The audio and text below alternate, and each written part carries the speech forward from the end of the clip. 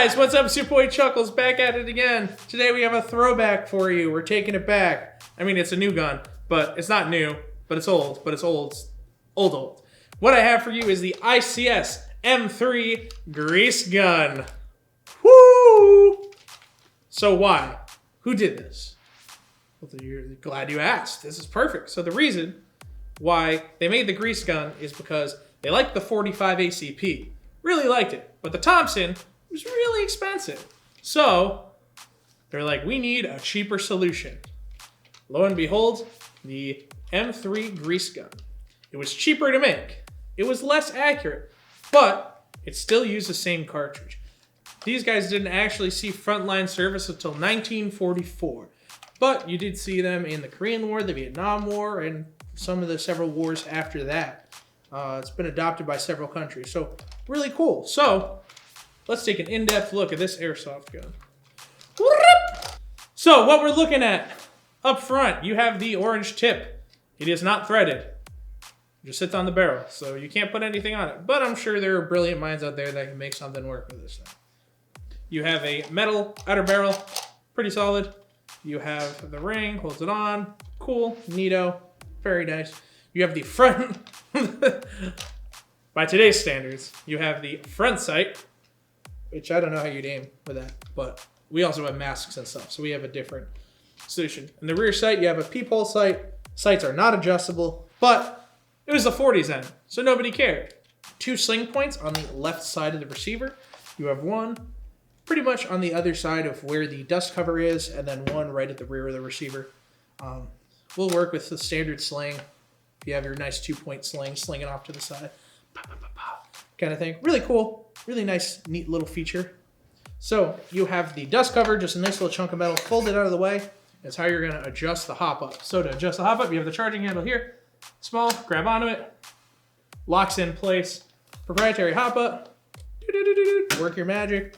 You have the screw there, push that down, push the bolt forward, and then you're good to go. And then fold that bad Jackson down. Beautiful. The magazine release is on the left side of the gun. Just a push button, pretty simple, straightforward. Pulls out the magazine.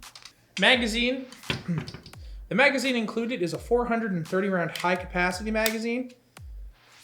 Windy wheel at the bottom, right at the back of the magazine, flips it up to open the reservoir, pour your 430 BBs in there, close that bad Jackson, wind it up, pop it in. It's a really positive click, which is really nice. I like that. That's sometimes like they're just lock in place and they're kind of meh, but that's really good.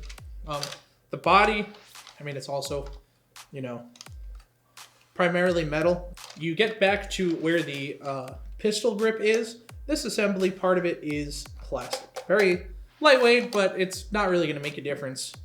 The thing's really solid still. It's just like the MP5s. They're the same way. Aluminum upper, polymer, or plastic lower receiver. You have the trigger. There's no safety. There is no select fire. It only fires fully automatic. But the cyclic rate is pretty low, so you'll be able to manage a little bit better than most people on their other builds. The stock is collapsible. This button on the right side of the receiver, push it down all the way. It collapses. You have to push it down all the way to release it. But once you hit it, you don't need to hold on to it like you would on some of the other rifle platforms. That's a really nice feature. Just being able to click it and go. Locks into place, doesn't go anywhere. Battery compartment is at the rear of the receiver. This end cap here, just unscrew it, just sits right on top of the gearbox. Just enough space for a stick-type battery. You'll be able to manage just fine. I'd recommend definitely like an 8.4. Internally, the gearbox is proprietary. However, it does use the ICS 3000 high torque motor, which is really cool. It's a short type motor, so you can upgrade that. It does have a proprietary hop-up as well. Nothing else like that out on the market. Also, the gearbox has 8mm steel bushing, so that'll give this thing, even though it's not the most practical rifle you've ever used, it's still going to be able to get longevity. You'll still be able to bring it to your ops and use it just fine. For the FPS in this guy, you're looking at about 375 feet per second with a .25 gram BB. So it's good for outdoors, not great for indoors. But, you know, that extra FPS is going to be nice to push you over. But you could also use it on, again, adult light here. You could use it just fine. The rate of fire we also got out of this guy was 15 rounds a second. So, you know, pretty comparable to most standard AEGs.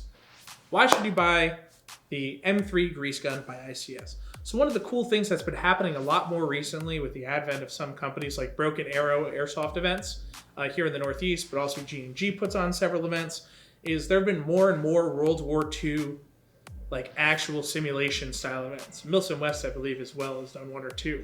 So it's really cool. Then you can have, you know, any variety of guns that you can bring to that of a World War II configuration, which is super cool. It's always nice, like Airsoft, we're LARPing anyway, so what does it matter what gun we use? It doesn't matter. You can use whatever you want. If you like the look of the M3 Grease Gun, if it's something, it's got the appeal to you, it looks better than an M4, then by all means, I'd recommend using this. But it's great for your reenactments, so you can go out in the field, help yourself, build that level of immersion with your World War II or Vietnam or Korea style events, whatever, it offers you that. And the internals are still steel and solid, so they're gonna get you some sense of longevity out of it. Other than that, don't forget, like this video, subscribe to us here on YouTube, follow us on Instagram. Let me know in the comments below if you'd run this thing. Why? Why not? I kind of makes me want to try a World War II simulation event. Thank you guys so much for watching this video. My Chuckles. We'll see you next time. I'm going to cut this.